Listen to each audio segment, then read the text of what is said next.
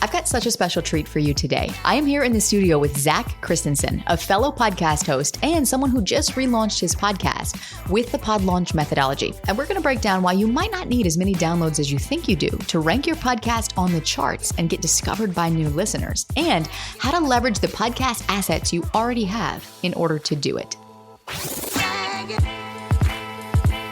Welcome to Insider Secrets to a Top 100 podcast. I'm your host, Courtney Elmer. Let's make your business binge-worthy. Zach, welcome to the show. I am so excited that you're here, and I can't wait to dig into your recent podcast relaunch. Yeah, happy to be here with you, Courtney. I mean, it's been an incredible journey over the past few months with working with you and your team. Well, this is what I want to dig in with you first. And just to ask you, because you had a podcast prior to our meeting and our paths crossing. And I'm curious to know, what challenges were you experiencing with your show that led you to even consider, okay, maybe I need to revise, rebrand, and relaunch this thing? Yeah, absolutely. So when I first started the podcast, the whole goal was to have accountability for myself to produce content. And so I just dived into doing a podcast. It was called Beyond the Book at the time, and launched it, learned how to do some recording and editing, and it was doing all right. I mean, I didn't know really what to expect. I was getting 30 to 40-ish downloads per episode, not really doing a lot of marketing. And I think I was like, well, I want to do more with this. And so I saw you do a presentation for Kajabi, and I think I just watched the recording, and that's kind of what prompted me to think about I could be thinking about my podcast a lot differently than I currently am. What you just shared there is so common, and we hear this a lot from people who've been podcasting really for any length of time, whether it's a couple of months or a couple of years, that they really just haven't been able to get the traction that they hoped to get. And like you said, you didn't really have an expectation going into it, but certainly I remember thinking back to our early conversation. I know too, one of the things that you were hoping for that wasn't happening was that listeners weren't converting to leads. So I'm curious, in starting off this process, coming into it, knowing what you knew about podcasting, what were some of the things that you learned in revising and rebranding it that really surprised you, or that jumped out at you that you were like, wait a minute, I never thought about that, but it makes so much sense? Yeah, I think, and this is so funny, through this entire process, I was like, this is how I work with authors in many ways. And so the parallels between doing a book and a podcast were so congruent. It was comical, because I was like, I do this with my authors. Why can't I do this with myself for the podcast? And so I think working through your process and the team, really honing in on who is my audience? What is their problem? And I would say one of the biggest insights that I had was I needed to meet them where they were at. I was always ahead of this is what it's going to be like when you have a book, a published book, and they don't care about that. They have a manuscript and they're trying to figure out, what do I want to do? And I was talking to them in the future when I should have been talking to them at the present. And that was a huge insight, and has really helped my messaging and how I structure my podcasts. Because it was so broad before, before the term, it was with Beyond the Book, and since it transferred to Your Path to Publish, it's very clear on what it is and who it's for, in the sense of someone wants to publish a book. And so I think really diving in and trying to understand, where's my audience at? What are the frustrations that they're experiencing in the moment of trying to find how they publish their book?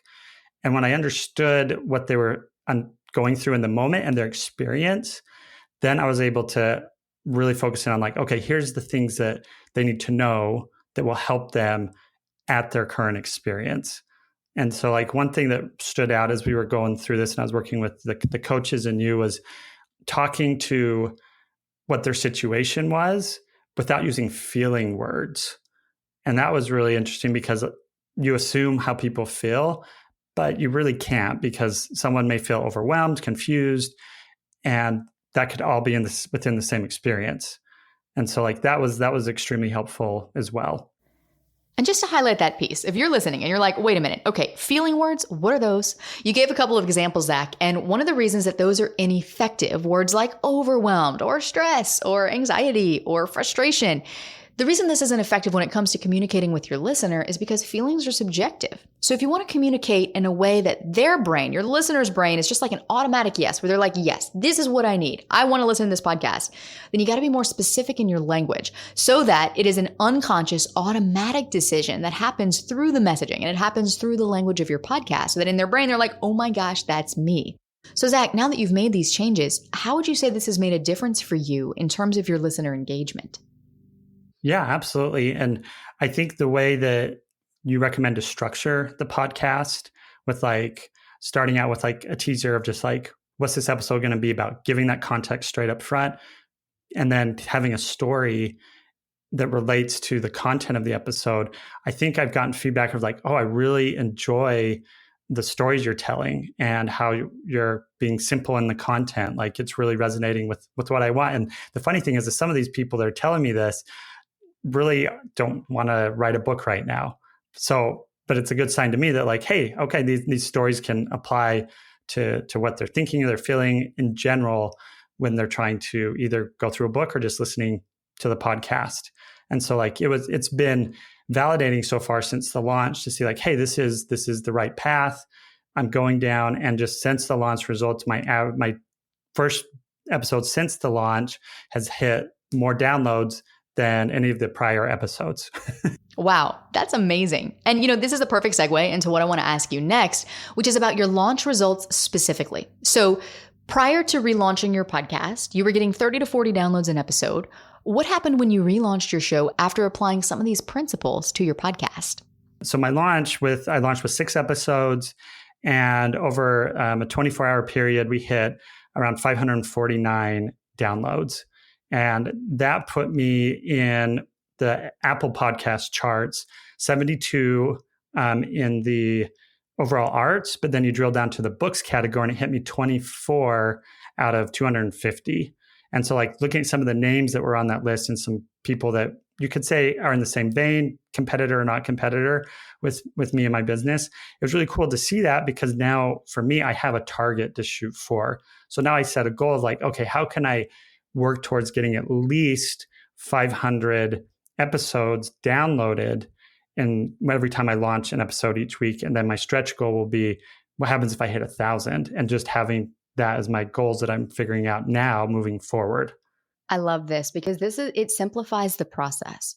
And in our work with clients, yes, we want to help you rank. Yes, we want to help you get on the charts because that's one of the best avenues for discoverability outside of SEO and search.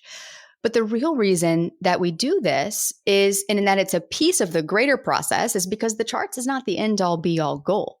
Thinking back to your launch, would you say that this launch met your expectations? Did it exceed your expectations? Were you underwhelmed by it in any way? Or what specifically surprised you the most throughout this process when it came to the numbers for your launch? Yeah, it was hard to know because I'm trying to go into the mindset of like, I have to let go of the outcome, no matter what it is, like whatever happens, happens. And so like, it was honestly surprising. And this is where it also parallels with books is sometimes when I'm helping authors rank on the Amazon charts, you may only need to sell 20 to 30 books to get number one in a specific category for a new release.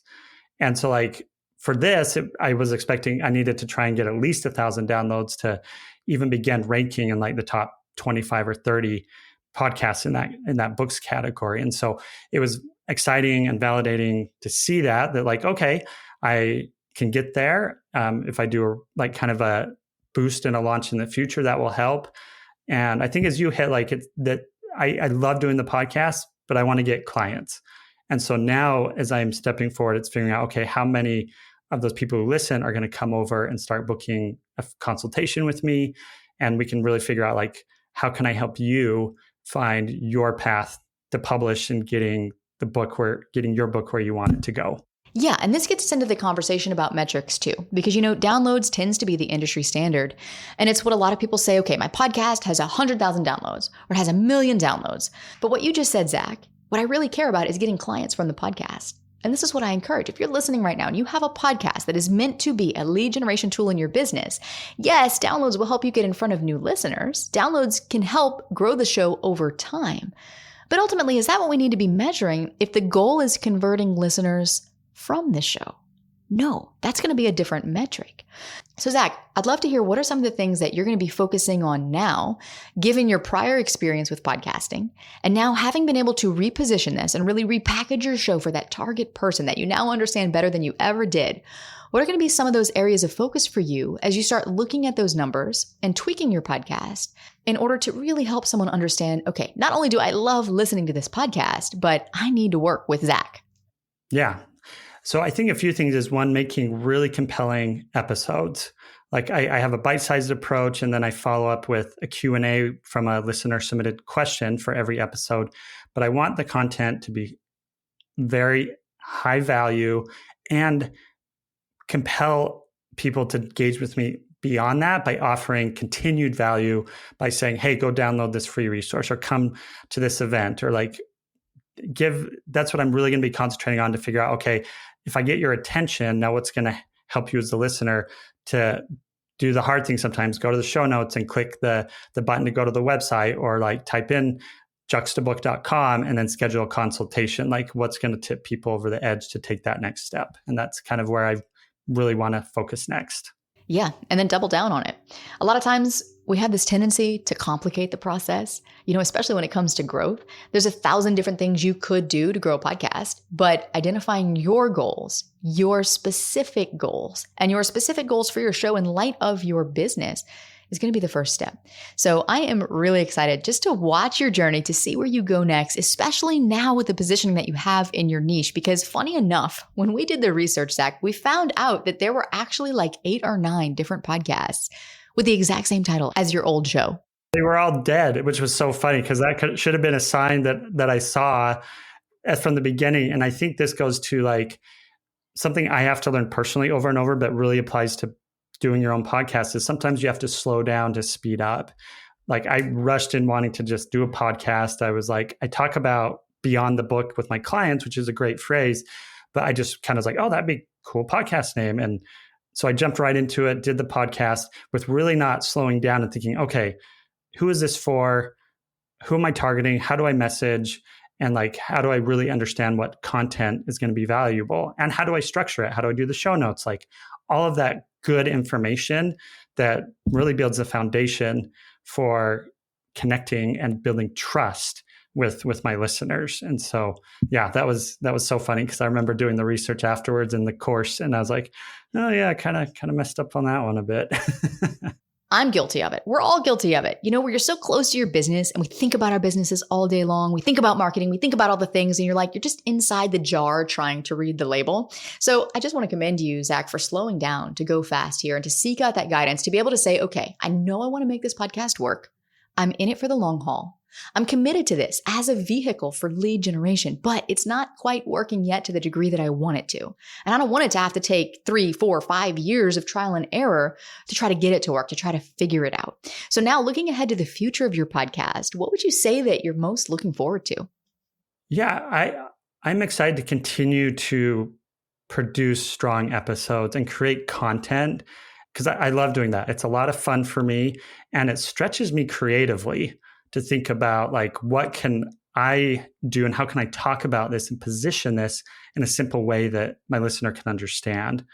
And so that's been fun. And I think like starting off each episode with the short stories, helping me like dive in deeper into what it is to be a storyteller and to create that. Because as I've learned from books, like people mostly remember the stories that you share. And so I think that would definitely transfer over to a podcast, that the stories that I share are what people are going to remember.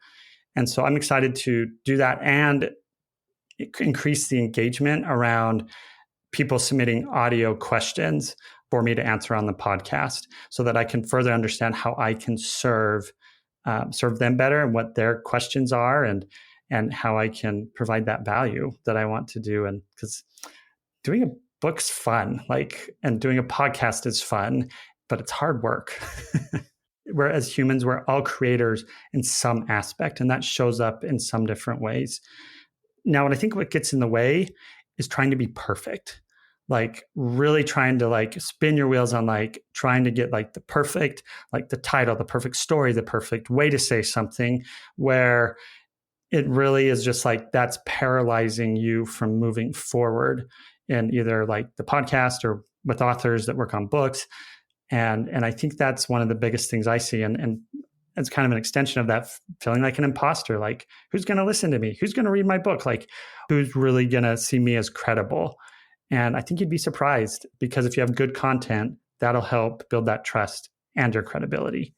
Yeah. And at the end of the day, that is the prerequisite for every sale. It is that trust. And so, Zach, I'm excited to just continue witnessing your journey and following along with you as you just the next several months and years of your podcast. And so thank you for being here with us to share your story and the behind the scenes of your relaunch, and just going into detail too about the before and after, and being so transparent in what you struggled with, and also in how you resolved it, and with what you're looking forward to for the future. Love being here, and appreciate all your help, Courtney. It's been amazing. And if you're listening right now and you want more free advice on how to launch a successful podcast or relaunch a successful podcast, then make sure you hit the follow button here so that you get notified every time we drop a new episode. Or if you're sitting here and you're like, well, can you help me? Can you just do it for me? Yes, we sure can. And we'd love to help. Scroll down at the show notes, book a call with our team, and let's find out if you're a fit for pod launch so you can get the blueprint you need for a binge-worthy top podcast that converts your listeners to clients. And then stick around, because in the next episode, we're going to be talking about how to get listeners listening longer to your podcast episodes, and what you need to be thinking about when it comes to planning your episodes in order to do just that. That's all coming up next to help you make your business binge-worthy.